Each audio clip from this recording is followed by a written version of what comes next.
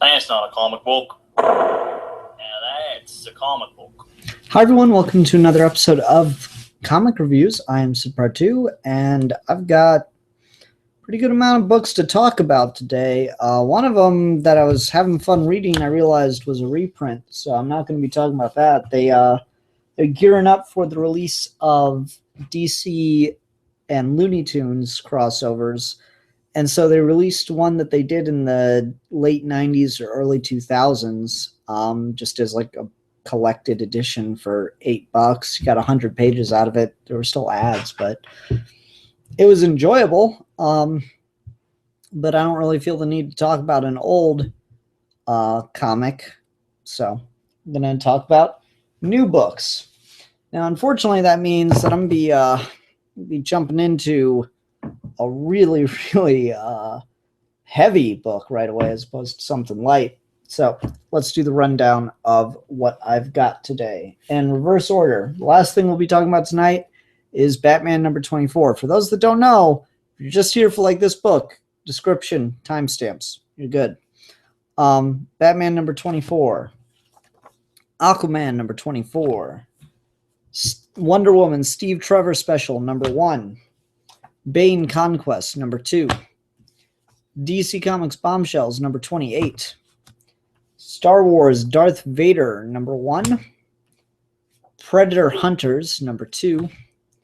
And The Divided States of Hysteria number 1. And this book from the cover is very, very political, so let's not waste any time. If you're here, you're here. If you're not, you're not. Let's go ahead and get into The Divided States of Hysteria number 1 by Howard Chaykin. So, interestingly enough, this book not only has like a short, letter or whatever from the writer at the end, it actually has a letter from the letterer at the end just explaining everything he did on this book, because this book is just an eyesore when it comes to all the lettering. And that's not like inherently a bad thing. It's not an insult at the book. How well it works is debatable, but it's very intentionally got all these fake, it's got like actual dialogue and actual narration that you need to read and context setting things. But then it's got like tweets and scrolling text and all kinds of just noise on the page that you honestly cannot actually read. It is entirely meant just to be a complete distraction and to overwhelm you as you read. Oh, by the way, I shaved, if you hadn't caught on. Should have opened with that. No, so it's very much meant to overwhelm you. And this is, again, look at the cover. This is a very political book that's got a lot of social commentary going on right now. Interestingly, the guy said he wrote this back in the spring or summer of 2016. Now, I'm pretty sure he said the spring, so it was before the world blew up. And he says that he meant this to be a view of the people you almost voted for. And there's a lot of context to this, and I'm just not sure how well all of it works or how much sense it all makes, or if I'm just so distracted by the content of the book that I'm not really understanding it. The letterer talked about how he wanted to use the box style balloons that with just square edges to communicate a lot of the dialogue so it feels real and impactful, but he didn't want people to be quote-unquote stabbed with letter balloons. And I'd be okay with that, but so much of this dialogue is off away from the page that it gets kind of difficult to tell who's talking at a given time. And that's weird. And then this being as chaotic and as jump jumpy, roundy as it is, it's kind of hard to tell who's talking at any given time. It's just, is this a new character? Is this character we already met? This is probably the best example on this panel right here, wherein we've got these two guys walking through a hallway and they're having a conversation. Their conversation's over here, but who are these balloons necessarily being attributed to? It's kind of hard to tell. So yeah.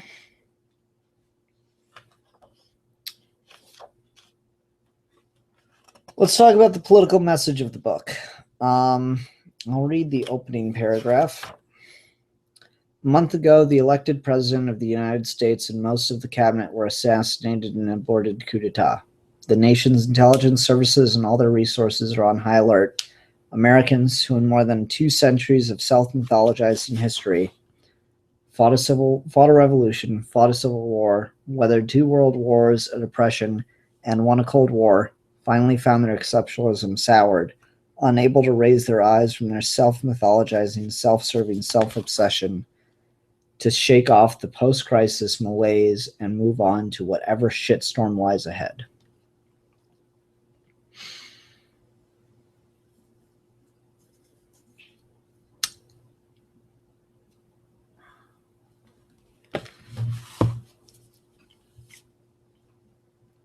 So,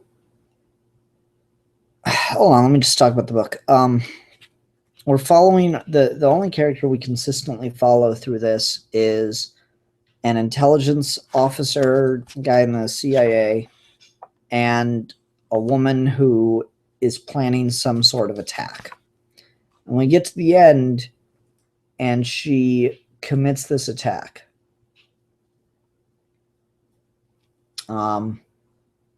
Or we're led to assume she does. It's like she pulls out a phone, says something, then the caption just reads boom on a white panel. There are drones swarming all over the world in this. And the writer talks about how Democrats just aren't doing enough in this day and age. Liberals, Democrats. So I'm not sure exactly what point he's trying to drive home at times, is my thing I'm saying here. I'm not entirely sure what his politics are here, but this is meant to be just more of a shock and overwhelm kind of issue, I feel.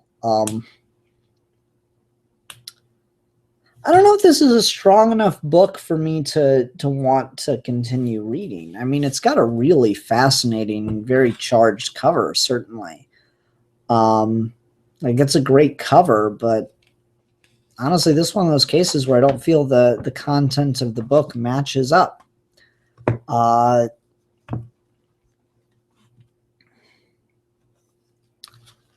It's the idea that we're so lost in our battles with each other that we're not seeing a greater threat within ourselves, is the feeling that committing violence against the state would just lead to a more oppressive state.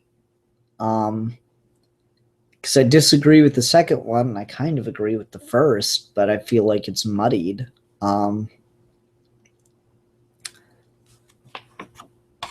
You know, I'm reading a much better political message right now in Renato Jones. I don't really need this. I don't know if it's going to be kind of...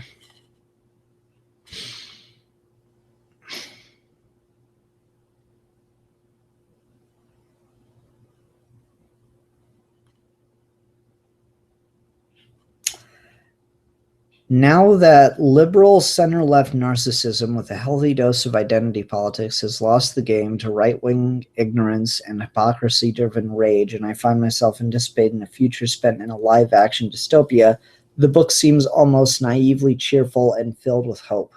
Go figure. I didn't get that. I don't know. This just doesn't feel like a very clear message.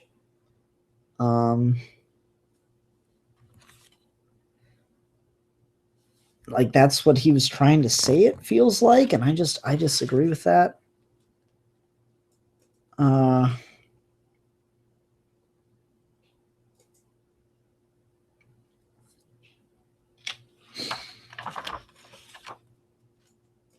I just don't get it. And maybe it's over my head. Maybe I'm not reading into it enough. There are also these breaks in between the story of like all these people who have committed crimes or have been arrested, and just how and why they got there. And I don't know. I'm not sure what it has to do with the story right now. So I guess the assumption is that they're building to something in some way, shape, or form, but I'm just not.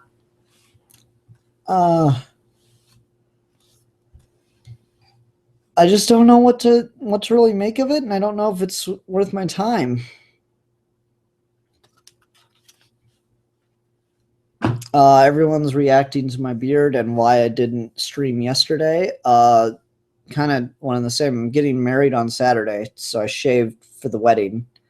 I know I look 14. Please try to take me seriously.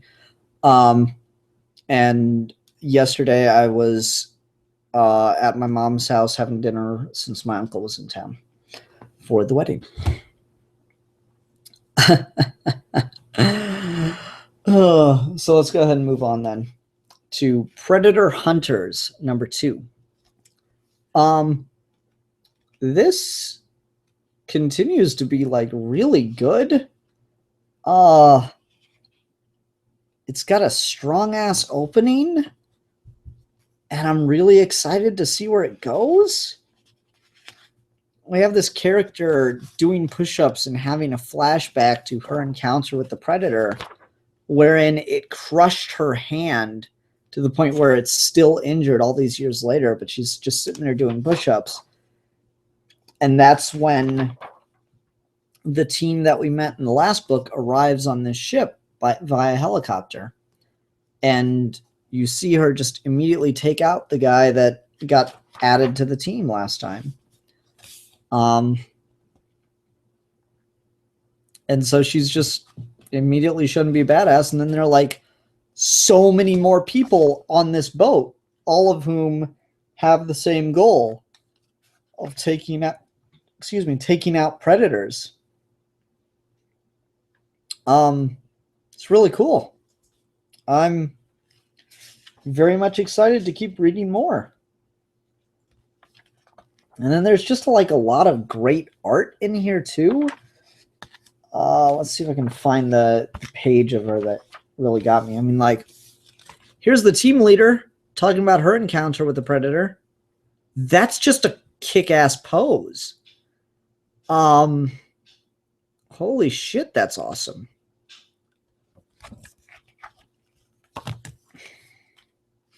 Also, just general thing, we have a very, very diverse team, and it's very aware of that. I mean, there's a couple of white guys and stuff, but like teams led by a black lady. The guy that's been added to the team is Native American, Navajo. I've got a Hispanic guy there. It's very much meant to be a very diverse team, which is really cool. But also it's like, this is just good and fascinating in a way that I feel it should just be the next Predator movie. I don't want to commit to that yet because obviously they're still setting it up, but like some of these scenes are really interesting, and none of them feel like they're only comic book worthy, you know, like they can only work in a comic or anything like that.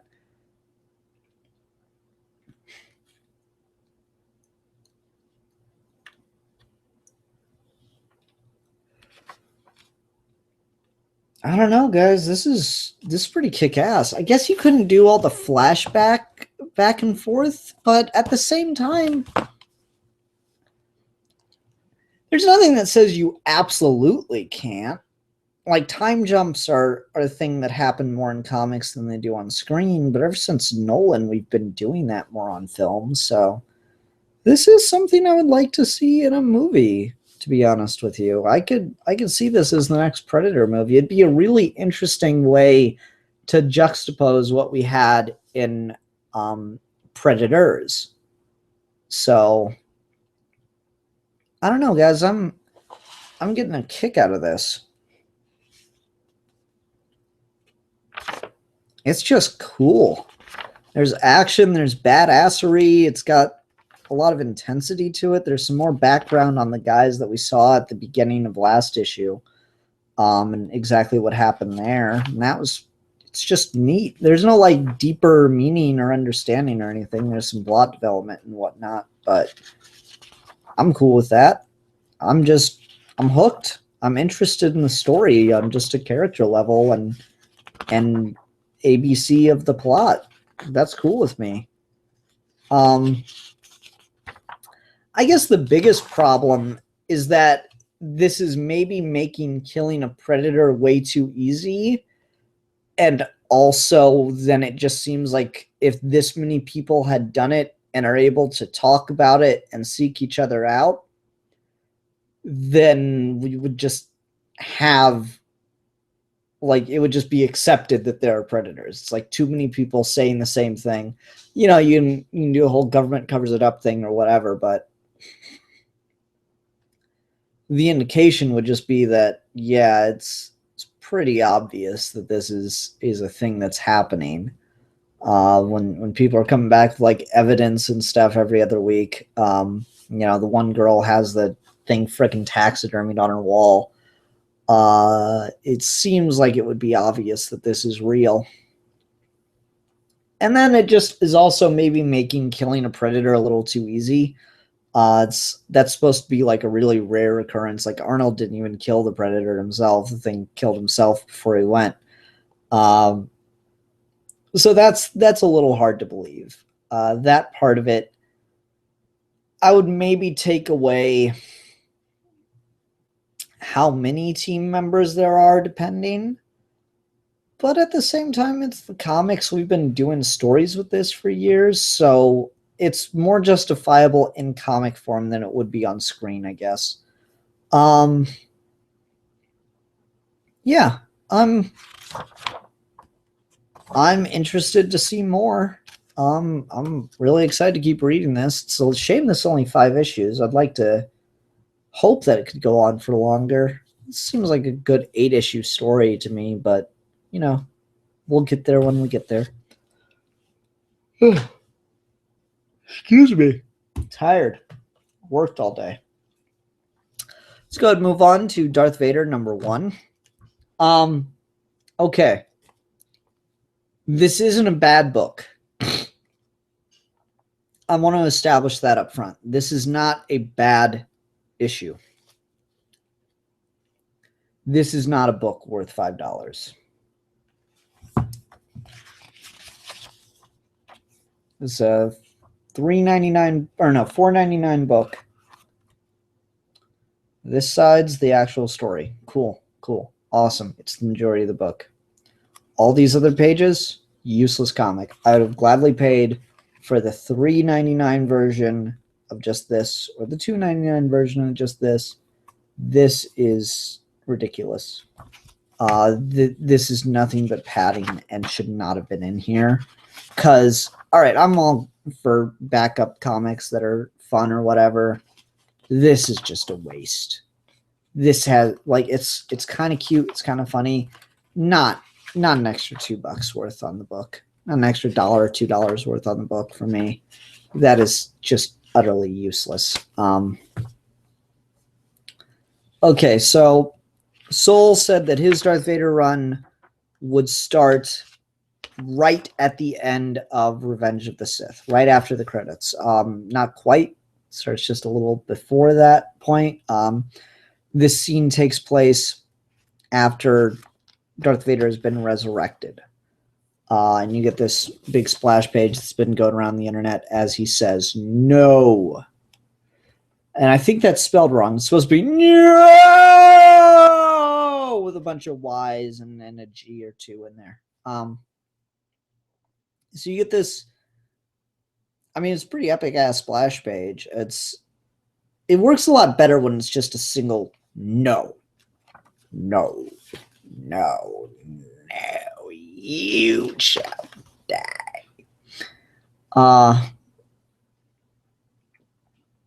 And so Vader's attacking Sidious, saying, "You told me you could save her, yada, yada, yada." And he's like, "Padme is dead, my friend. Even the power of the dark side cannot bring her back, but in her death she has given you a gift, pain. Now you must choose, will you accept that gift, will you use it, or will you die?" And Vader chooses in that moment to live. And Sidious says, "Good, and now," and just starts Sith lightning the fuck out of him. Asking him where his lightsaber is, how he'll defend himself, and then we get what the plot of this book will be. We see Sidious destroy all of the lightsabers collected from the Jedi Temple. And he explains the whole thing that came out in the Ahsoka novel, where lightsaber crystals change to the color red if they're used by a dark force wielder, because it's a crystal bleeding. And so Sidious destroys all of them instead of giving Vader one, because Sith does not get a lightsaber, they earn it by conquest. And so Sidious drops him off on a planet to go find a Jedi and find a lightsaber. And Vader goes off into the desert to do that and finds some guys who stole a ship that the Empire had provided to him. And he just murders the fuck out of them. That's this issue.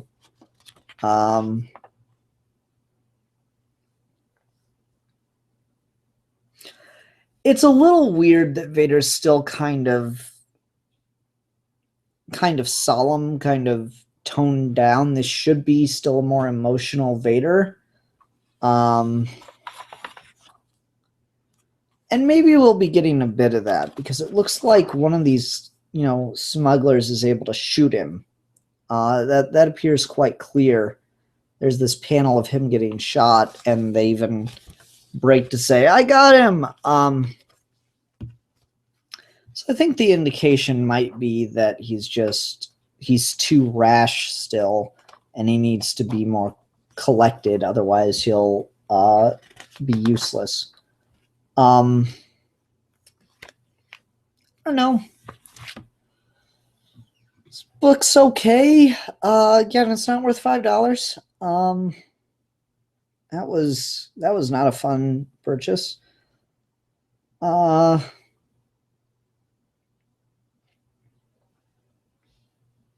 loving it, not hating it.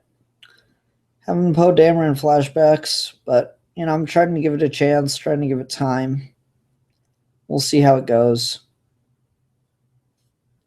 Here's hoping for it to, improve, or just at least be more worth it. Thinking back to Killen's first issue, that was a lot stronger of a first issue, but it wasn't like an indication of how great that run would be. So I don't know. Again, I just find it odd that we had a really, really great Darth Vader series, and then we canceled it, and not even a year later, I don't think, maybe just a year later, we started another Darth Vader series. That feels odd to me.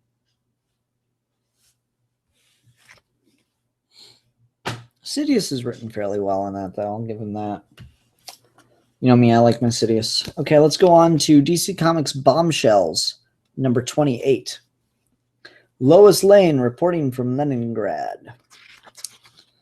We get the 3 stories in here as the Phantasm meets up with Phantasm and Lois Lane meet up with Harley, Ivy, and Raven. And so they explain what happened, which is that Killer Frost tricked Lois Lane and Phantasm into crashing their plane. Basically, got the better of them and was able to make them crash. And so that's just going on. So Raven and all them teleport to the center of Leningrad, and are gonna, try to help in the war effort. Poison Ivy learns of the famine.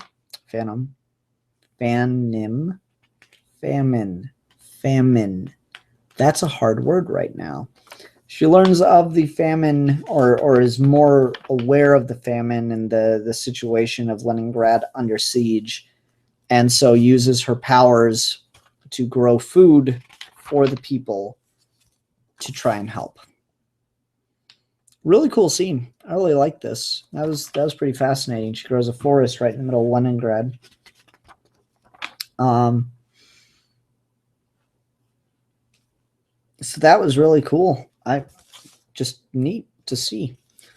And then we pick up with Supergirl, who last we saw was unconscious on the side of a mountain, and we're now encountering Doctor Strange in Leningrad. And Hugo Strange makes a pretty good point, and this is something really worth talking about. Hugo Strange has worked for 3 sides in this war now. Technically, 2 of the sides are allies, but everyone knows the Second World War II ended, the Cold War started. So Hugo Strange makes the point. The Germans fund me because they enjoy my Aryan aesthetics. The Americans fund me because they are pleased by my promises of order. The Russians promise protection because I could offer them a super weapon to save their city so long as they gave me free reign in this little bunker to build it. That's pretty harsh on all 3 of those nations during the war and after. And it's pretty apt. America had its fair share of war profiteers and did a number of unethical things in World War II. It's not very fun to talk about. Obviously, Germany's got its just whole host of fucked up shit. And yes, the Soviet Union was not a great place to live because it was under siege. It was the one being the most directly attacked, and it was the hardest to survive there. And the Soviets pulled some desperate shit. There's a line during the section with Ivy here. Oh.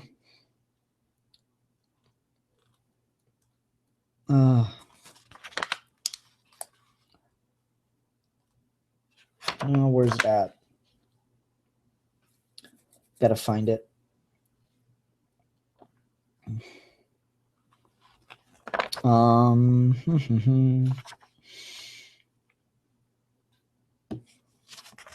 Where's it at, damn it? Okay. Victoria, it's so quiet here. All I read and researched to know what to bring, I expected a city of millions. Where are the people? News does not travel as it once did. Well, we have already lost more people than most cities have denizens. How can this be? Women and children starving. Starving women and children defend the city now. There it is. That's the line. Starving women and children defend Leningrad. Yeah, that's not too far off, honestly. It's children to one extent or another. Women, yeah, the Soviets used a tactic of sending female soldiers out across the battlefield with, I believe, hidden weapons, if I remember correctly. Don't quote me on that part. Sending female soldiers across the battlefield as if they were surrendering, and then when they got close enough to the Germans, they attacked them. And useful tactic, good way to get your soldiers killed. Soviets, not exactly the most worried about no man gets left behind kind of thing. So this is a pretty brutal, pretty honest take of some of the darkest stuff in the war, and win by any means necessary kind of thing. Soviets did some shit in World War II. So did America, so did Germany, so did Britain. That does not equate those things. Do not think that those are all equal. But it is this thing called war that is really disgusting and awful, and horrible things happen in it. And if you don't like those things, it's a crazy idea. Let's not have wars. This is pretty off topic, but fuck it, I'll talk about it. I do not understand the idea of war crimes or banned weapons in a war. Like, I don't get why genocide is considered a war crime, or why killing women and children is considered a war crime. Not because I don't think those things are awful, but because it's war. It's supposed to be awful. It's supposed to be inhumane. That's the point, is you're not supposed to care for your enemy. If you care for your enemy, don't put these ridiculous rules of we can't use these kind of weapons because they're too harsh, or they don't disseminate between enemy or civilian or whatever. No, civilian lives are on the line in the war, no matter how you dress it up. I find it ridiculous that we try to make war pretty. It's literally just as absurd as 17th century battle tactics of, okay, we fire first and then you fire, and we'll go back and forth until all our soldiers are dead. Like, we look at that method of warfare and laugh because of how ridiculous it is, how prim and proper they're trying to be. This shit's exactly the same. And the way to evolve past that is not to adopt deadly tactics and use these awful means of killing people. It is to not have wars. So, I don't know. I found this to be kind of an interesting way to look at that, and to see Poison Ivy come in and use her powers to help save people. There's a little discussion here about how what Mary Marvel did in the German ghetto to save the Jews and Bombshells by extension, how it changed Ivy, and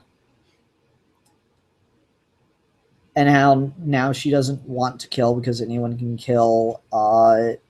It's an easy thing to cause harm, to punish, to destroy, but the girl in the ghetto and I had more cause than I, and she did not take a single life. Instead, she did something no one else could do. What can I do to help? This.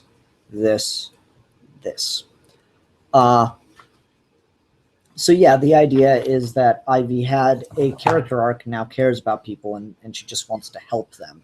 And so she is growing food for the starving. I would enjoy that a little bit more if I felt like it was a more genuine character arc. I just don't feel like Ivy, like Harley Quinn and Poison Ivy, have been probably the weakest part of DC Bombshells. I still like them on just a really basic level, but I don't think they've been like really strongly characterized or developed throughout this book. I feel like they've just been kind of baseline, kind of a fun couple that we check in with every now and again. I don't feel like they've been as well written as some of the other characters have. So, I'm a little on the fence about this, apparent character moment of change for Ivy, when this is what she came to do. She says that back when she leaves Atlantis a couple issues ago. She came to Russia, to the Soviet Union, to feed the people because of famine. I don't really know that this makes much of a difference. It doesn't feel like she's gone through much of a character arc. I know I'm complaining about Bombshells, imagine that. But anyway, we get to Hugo Strange, who has Supergirl captured for the Soviets because he wants to figure out how to weaponize her in different ways. for them because they need a superhero to save the day, kind of thing. And he makes her mind call back to tests she did to get into the Soviet Air Force, the Night Witches, as they were called. And then he reveals Power Girl. Mentioning Stargirl was in this book seemed to change a lot of people's minds about wanting to go read it. Now, does Power Girl have that same effect? Maybe? I don't know. And I did like this. I did like this line he had because I assured the Soviets they need not mourn the loss of you and your sister. They did not need daughters of sky and star. They need a daughter of steel. And that's when Power Girl shows up. That's pretty cool. That's a really neat use of alliteration and reference to multiple things. I have a shirt that's a picture of Superman doing his pose, but I put Stalin's face on it because that's a pun. Stalin changed his name because in Georgian, Stalin translates to Man of Steel. So I thought that was a really clever play on words on a bunch of different levels. To see that used here as well. And so Hugo Strange puts Supergirl up against Power Girl and says he has plans to create a race of super people. And Supergirl seems completely helpless. And then it's at this moment that a Soviet work camp, they were things. As someone who is far left, I will admit the Soviets had work camps. I don't think it's okay to deny that. I think that's insulting to people's memories. A Soviet work camp that Supergirl's adoptive father is being kept at is invaded by his wife and the birth father of Stargirl, and they liberate it. And then there's this line at the end. I free you from this foul aberration. Arm yourselves and run, or return with me to free our country from the jaws of the Reich and the fiends that made such a camp possible. We are going to Leningrad. Yeah, that just works for me. So Supergirl is going to be saved by her parents, hopefully, or at least helped by her parents. I like that. That's great. I will say, deceptive cover, cool cover, but deceptive because Lois Lane certainly is in this issue. And yes, she does end up in Leningrad.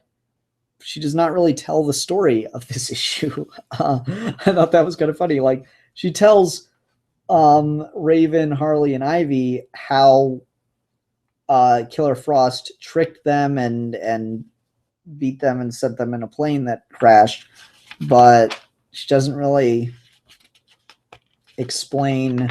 Once they're in Leningrad and everything, she's not writing an article that we're reading or anything like that. I would like to see Lois Lane's take on this, but as of right now, this is a deceptive cover. I don't like deceptive covers. Okay, let's go ahead and move on to Bane Conquest #2. I did not dig the first issue of this. This issue worked a lot better for me. I was quite happy with this. Also, deceptive cover. This does not happen in this book. I still don't like that Bane's mask has a nose hole. That just looks weird. That is a consistent problem, and it needs to stop. But anyway, Bane gets kidnapped by this guy calling himself Damocles, and he wakes up in a prison with none other than Bruce Wayne. So Batman and Bane are both in the same prison, and They're trying to figure out what's going on with this Damocles guy. They talk about the relevance of his name in connection to Greek mythology. There's one moment where I really like where they're openly talking about a lot of stuff, having this back and forth about where they are, what's going on, what their plans are. And then you just see two prisoners say, what are they talking about? I cannot follow it. They keep switching from language to language, huh? Portuguese, then Dahari, then something I never heard. Latin, I think. Like that. That's cool. That's fun. That Batman and Bane can just talk back and forth in different languages and carry on a conversation.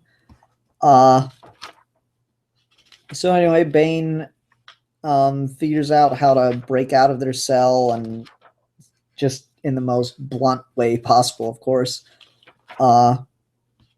And just tears it up. And he and Batman escape and try to go on and figure out what's happening. And they agree that they will be enemies again after this, but for now they work together. I like it. It's solid. It's cool. It's fun. There's this one cool moment. Let's see if I can find it real quick.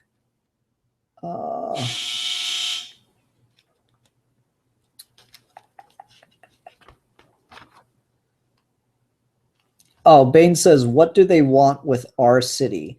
And Batman says, our city, yours by right of birth, mine by right of power. I like that. That was cool. That was a fun moment. So again, this just it's just a more interesting issue. Sorry, I'm doing laundry. It's just more interesting issue, just more solid, more fun to read than the first one was for me. There's still some just, I don't think Chuck Dixon ever left the 90s, guys. Let me find this panel because this is kind of funny. Can't flip pages, apparently. Where's the panel? Where's the panel? Panel. That is just the most 90s art I've seen since the 90s. Chuck Dixon and Nolan Grant Nolan, what is it? Graham Nolan, my bad. Graham Nolan, I don't think these guys left the 90s. It's just kind of funny. Extreme.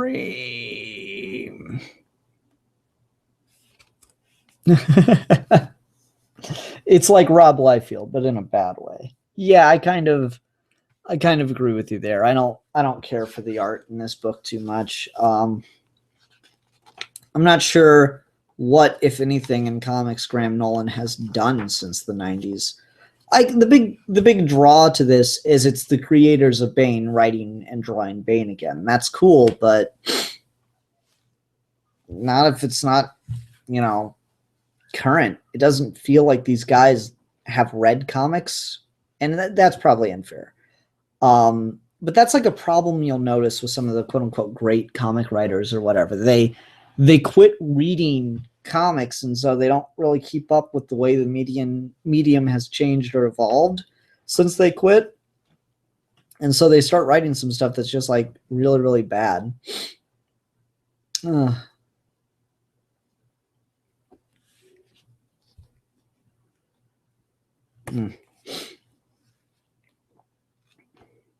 So, I don't know.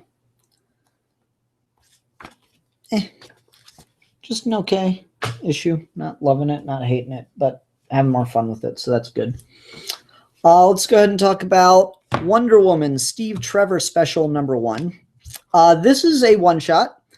I am in love with One and Done Comics. I cannot tell you how much I appreciate One and Done Comics. This is also a very good One and Done comic, but I don't know. I think they're gambling for a series here because they do leave a cliffhanger of what could happen in the future. They leave this moment of just a possibility of continuing this story, like continuing a Steve Trevor book in the future, and I'd be okay with that. Manos and I did our Wonder Woman review on Kiki Gentleman, and yeah, I like Steve Trevor as a character. It's kind of neat. For those of you that liked Wonder Woman and liked her whole cast of characters, I'll be perfectly honest, I didn't know all those guys. When you talk to me about Wonder Woman's family of characters, I think, okay, Hippolyta, Etta Candy, some of the Amazons like Artemis or Calliope, Steve Trevor, obviously. Like, I think those, I think some of the gods or whatever. But to get the, what's their names? Charlie, Samir, and Chief, I'd never read anything with them. And like, it's not like I've not ever read Wonder Woman, right? But yeah, I never read anything with them. And so I was surprised to see them in the movie. I could tell they were famous characters just by the way they were presented, but and how odd they were. But yeah, I'd never read anything with them. This book uses them. And not just like his brief cameo, they're Steve Trevor's team in this. They contact Steve Trevor in this, and he comes to come help them with a mission they're on. That's a cool way to set up a story. But we begin with Steve Trevor captured by a group that calls themselves Menace. And I like the guy's jacket or vest or whatever because it's got the XY chromosome on the back. That's funny. They want some formula that will make women subservient. But what they don't know is the lab that they're in breeds, what does Steve Trevor call it? Trans-species modification for military application. And at that moment, a giant snake bug thingy bursts in the room and starts attacking. And then Wonder Woman bursts in the room. Wonder Woman bursts in the room and has to fight it. And I love the dialogue she has with Steve.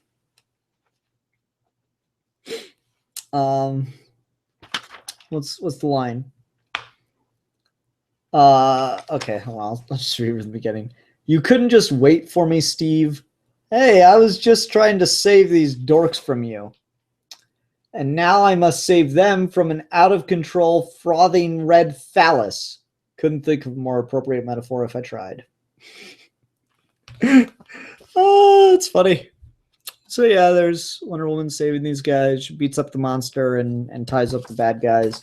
And then we just get this great little moment. With my lasso of truth holding you tight, so are now. Come on, what's the line? Shit.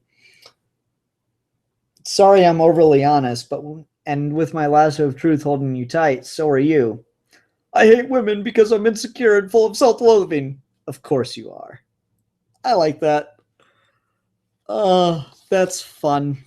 That's enjoyable Wonder Woman moment. So she asks Steve when they're going to go on their date that will be filled with sexual tension and wine.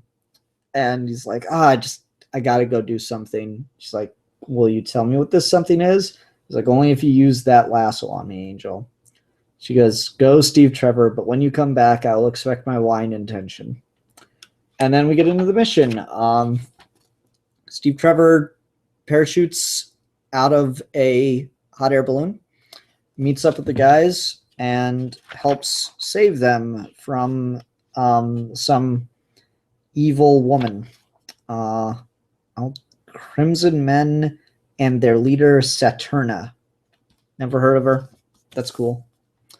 Yeah, but they all fight, and there's a whole thing with that, and Steve gets a fish necklace from Chief, and yada, yada, yada. They beat up the bad guys and run away with this old lady who speaks a language they don't really understand, and they're able to figure out where to take her, and where they take her is filled with children. Old lady drinks from the water, becomes a little kid. So they found some kind of hidden society of immortals that instantly age if they leave. But oh no, the villain actually came back. Dun dun dun. The villain came back and is now aware of where the children are, and so is gonna kill everybody. But they're able to blow her up with the fish necklace thingy and save the day, and Steve's able to go home with a smile on his face and have dinner with Diana. Yay, cool. And then again, we leave this lingering thought that Steve has. We leave this lingering thought that Steve has as we set up the potential to continue this book if they want. And yeah, this is a fun read. I enjoyed it. Not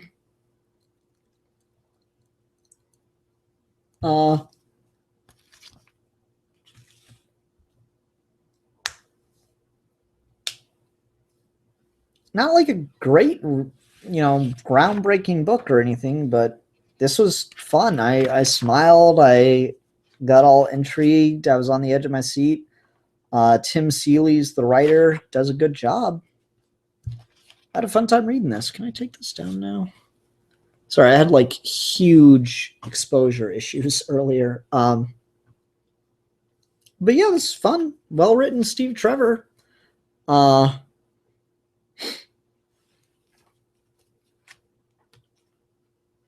Not like a ton of passion this week. Sorry, guys. I guess I've got my mind on other things, getting married on Saturday. But it was a fun read. I enjoyed the hell out of it. I was smiling. I recommend it. If it's just a one-shot as of right now, so, go pick it up. It's worth your time, in my opinion. If you like the Wonder Woman movie, you should enjoy this. This is more overtly feminist. So that's probably worth your time.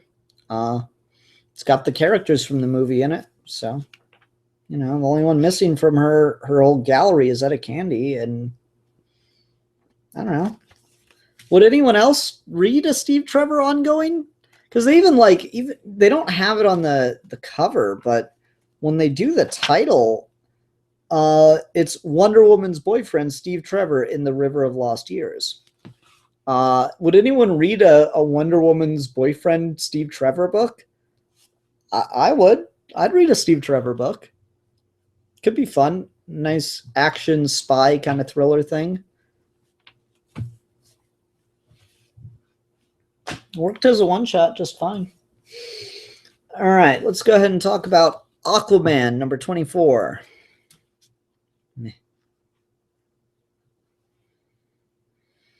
Atlantis doesn't like Aquaman's agenda, so they don't want him to be king anymore. They hand the kingship over to a crazy person. The crazy person's gonna start causing problems for Aquaman. What an original story. So anyway, Aquaman doesn't agree with their decision and tries to stand as king, but he's completely betrayed from within the ranks.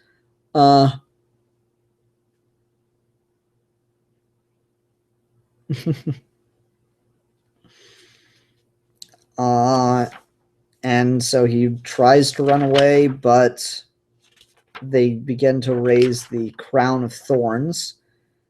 And Mira tries to help him get out of Atlantis.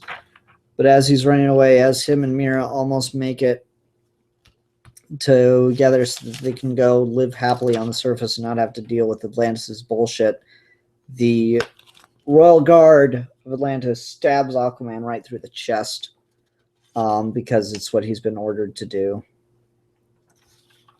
And so Aquaman falls down to Atlantis, which is where the new story will be picking up.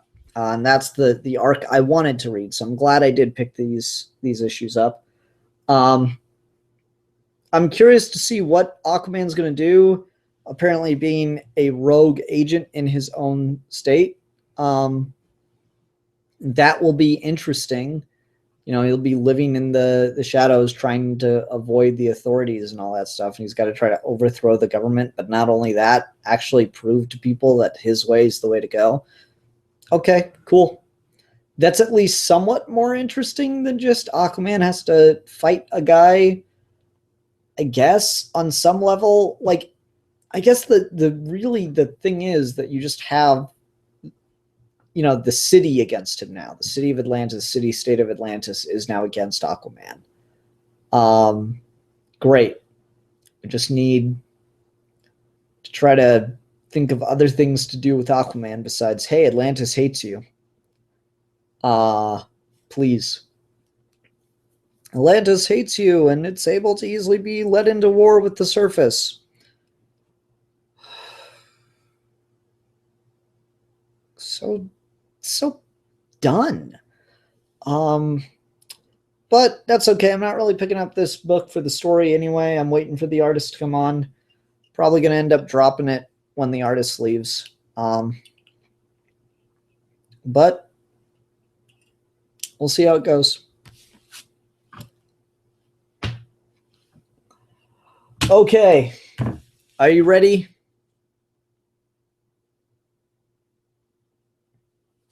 Are you ready? Batman, number 24. Speaking of getting married, spoilers. Spoiler alert. This happened.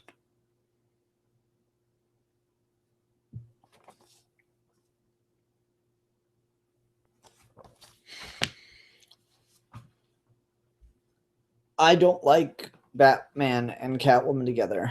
I don't enjoy them as a couple.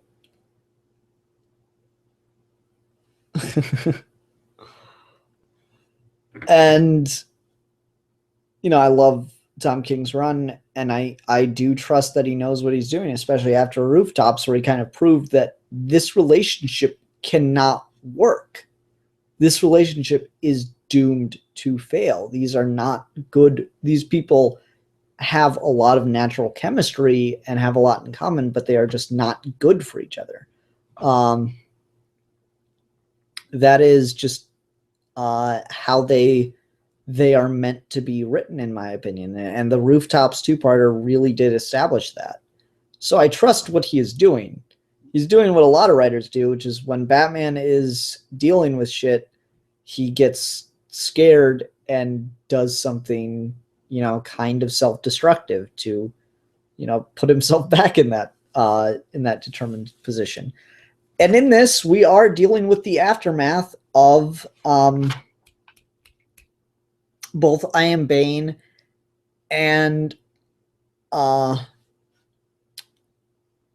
Button. This is dealing with the aftermath of both of those stories. God, who's the artist in this? The artist changes in this a lot, don't they? Tom King script, David Finch pencils, and then you got two people. Oh, pages 2, 3, 5 through 7. Oh God, this is all over the place artistically. So this is what, page 2, 3. David Finch is doing the art for the Catwoman sections. Someone else is doing the art for the Gotham Girl sections. I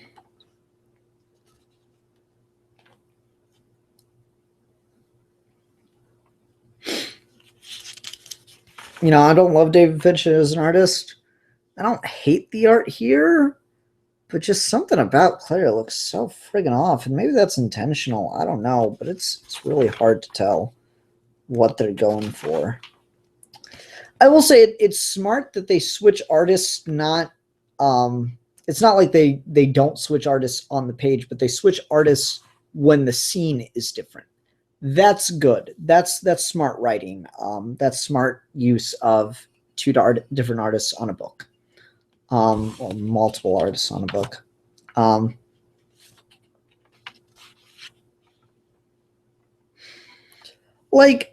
I don't know, maybe it's intentional, maybe not. This whole section where she's talking and just her facial expression, it either looks too flat or it just looks insincere. And I'm not sure if that's leading to something related to what the way the psychopirate was behaving. I just don't know. I'm kind of confused by that.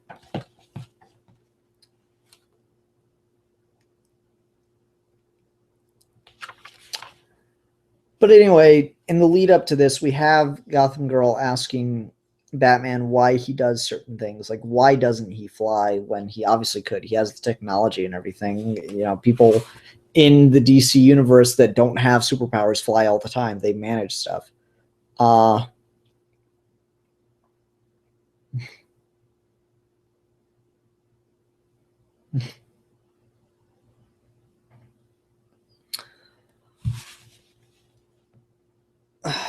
So that's an interesting way to just parallel what exactly Batman is and why he does the things he does.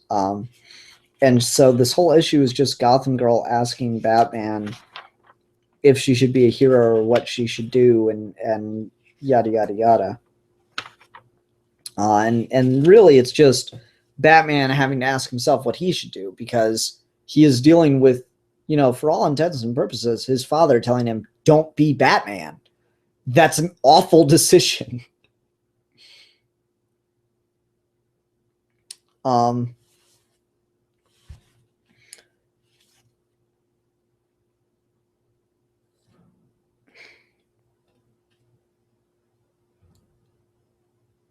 Like Gotham Girl has this line, "What about your family before Alfred, your parents? Would they have wanted you to be Batman?" And Batman can't even like answer that question. That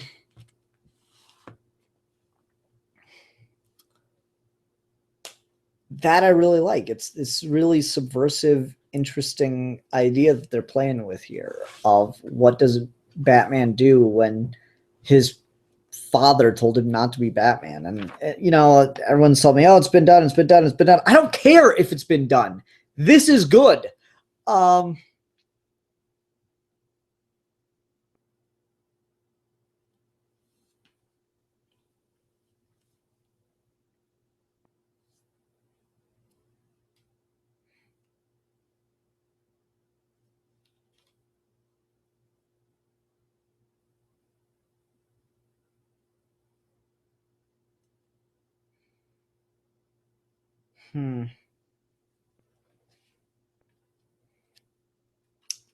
It's just this whole issue is basically a conversation between Batman and Gotham Girl. And he's got like plans for what to do with her and all this stuff, but there's something really off about Gotham Girl, and I'm wondering if it has something to do with Psychopirate. Because there was that scene in I Am Bane where Psychopirate was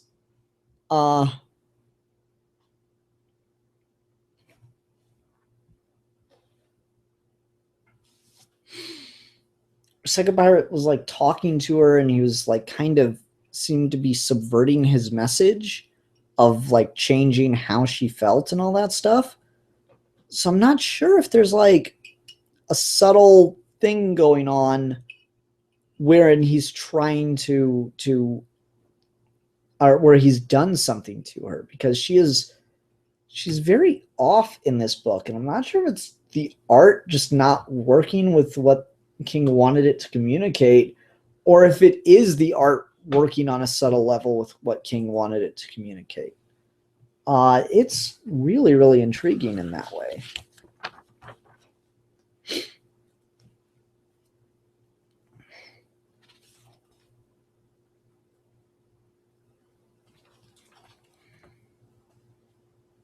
And so this is Batman's reaction to all this, to why he does this if he's not happy, yada, yada, yada, is to try and find happiness.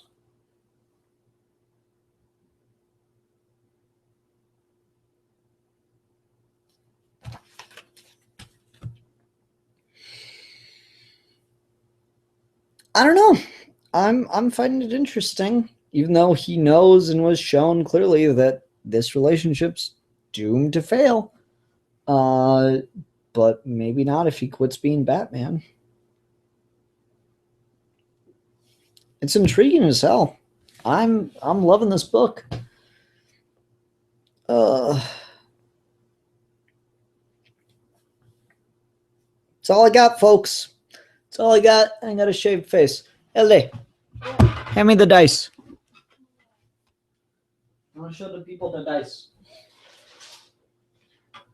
Thank you. Got a gift from work.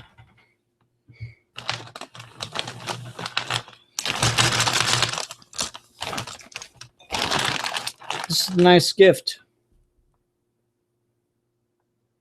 Let's see if I can get it to focus.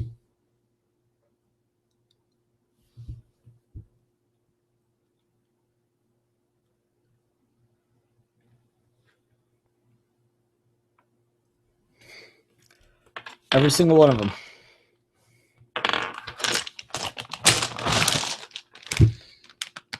That was a really cool gift from work. I was really happy about that. That was very, very nice of them to do. So I was excited. I got dice from work from my boss. He just had the custom department make those up. So that was really cool of them. Got all kinds of colors in here. Let's see. That is Gemini Black Pink.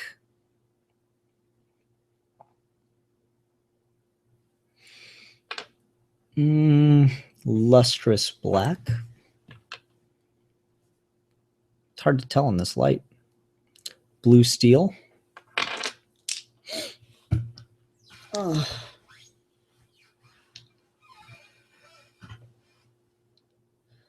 Great Child's asking, what do I think of what we've seen for War of the Planet of the, or War for the Planet of the Apes? I haven't seen anything from it. I try to just not see trailers, period.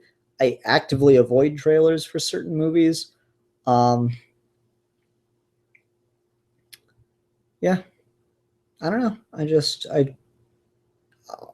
I like the last two, so we'll see it. Who is that guy and what did he do with Ian? Murdered him, put him in the basement.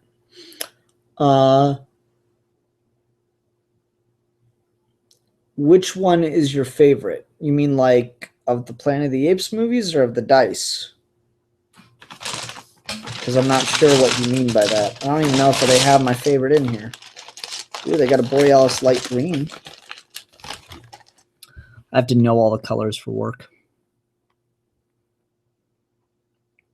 Borealis light green's cool though. Let's see. Do they have my favorite in here? It's really hard to tell with this lighting. Yep. No, that's not it. Only got like the one white, and I got all the blinds closed in the house because I had super crazy glare earlier. Oh, I got a velvet blue. I don't even make this anymore. You know, I don't know why I'm looking for one of the dice in here when I've got my favorite color right here because I bought a set of it. This is my favorite color. It's called Cirrus Light Blue. It's hard to see it really well. I'm trying to get it to focus. Come on, focus.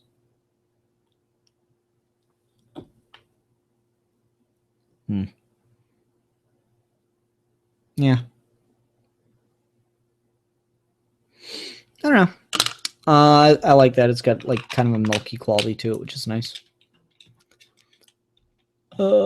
If anyone buys dice from Cheswick's, there's a good chance I made them.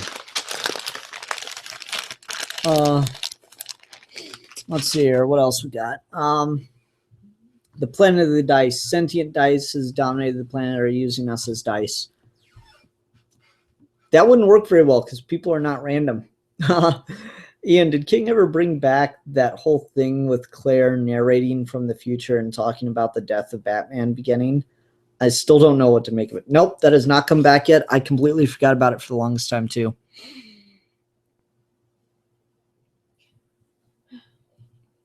Philip Kelton says, so Ian, I'm going to ask what this good folk probably already asked. Did you saw already Wonder Woman? Brilliant question. There's a geeky gentleman on it. Oh, but yeah. If you were coming to my wedding, you would have gotten a dice or a die. But none of you are invited. Think about why. You know what you did. Oh, man. I'm really disappointed. Steve was going to make it out here. He would be out here today for the wedding, but something really, really sad came up, so he had to turn around. It really sucked. I was very disappointed by that. I knew you guys would have been excited to see us like on film together and everything, but such is life. Dr. Holocron asked above me, what are your plans for E3? I am not a gamer. I'm currently playing through Ratchet & Clank Future Tools of Destruction, a game that came out in 2007 at the launch of the PS3. That's about the most current game that I play that is not just a port of a PS2 game. I occasionally play Mario Party. I don't know, so I'm not like, I've got nothing. Red Leader says, is it because I refused to read Bombshells till Stargirl got mentioned? That is exactly why you're not invited, Red Leader. That is exactly why you're not invited to the wedding. Right, Haley? Sure. See? Or was it the I'm the Rogue One pun? No. Puns are always welcome here on Geeky Gentleman and Sid Part 2's channel. I almost did that when I started the show tonight. I almost said, welcome to another episode of Geeky Gentleman, but this is not an episode of Geeky Gentleman. Oh. Man, oh man. So what else we got going on? What else? I'll go for just like 2 or 3 more minutes. I don't have a ton to do, and I haven't eaten dinner yet, so I could go for some noms, but I haven't done a Q&A in a bit, guys. Oh, things are busy here. Woo. It's crazy. It's really hard to tell how long the delay is. What did I have for lunch? I had 2 turkey sandwiches and a Coke. Oh, wait, let me show you that. People at work are too fucking nice to me, guys.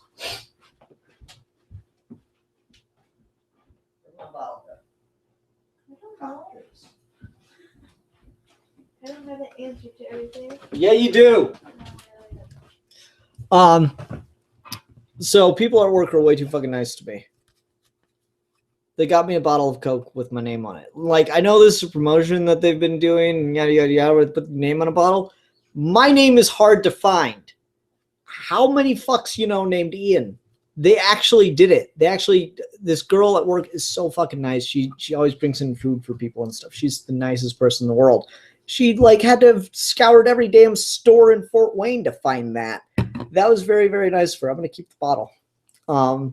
So yeah, I got that. I got a card, a gift certificate to Outback Steakhouse. Got a card from my boss with some money in it. That was really, really nice.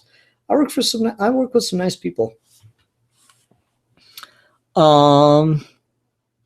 Let's see here.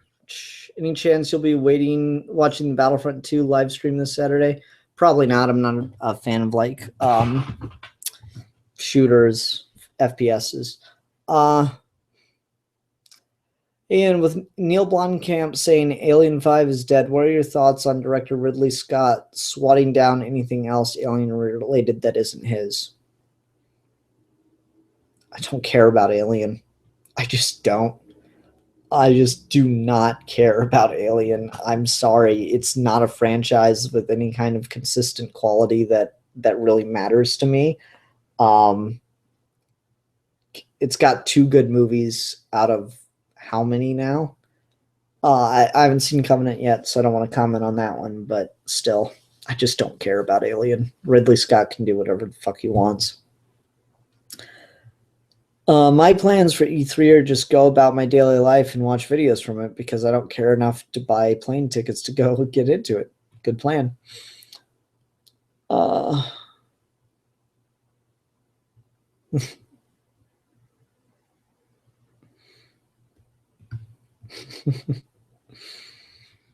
Alien has 2 good films and 1 piece of garbage that people have convinced themselves is good.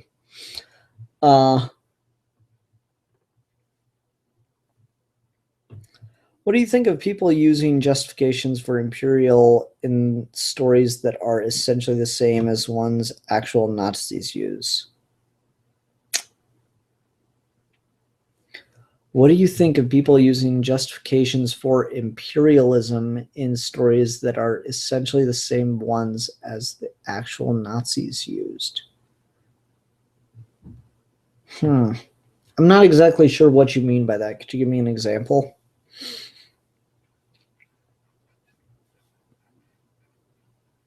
Like in stories, it's probably commentary. Star Wars Imperials.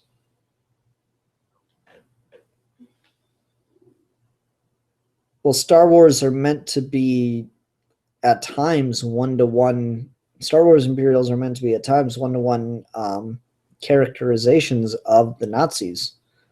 I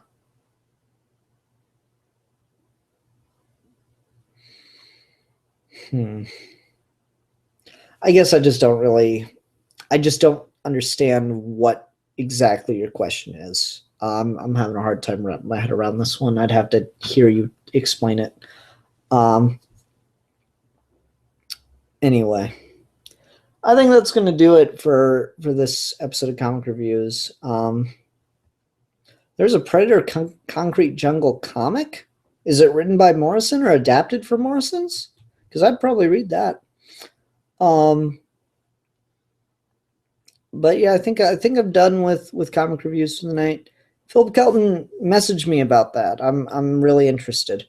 Everyone, thanks very much for watching. Till next time.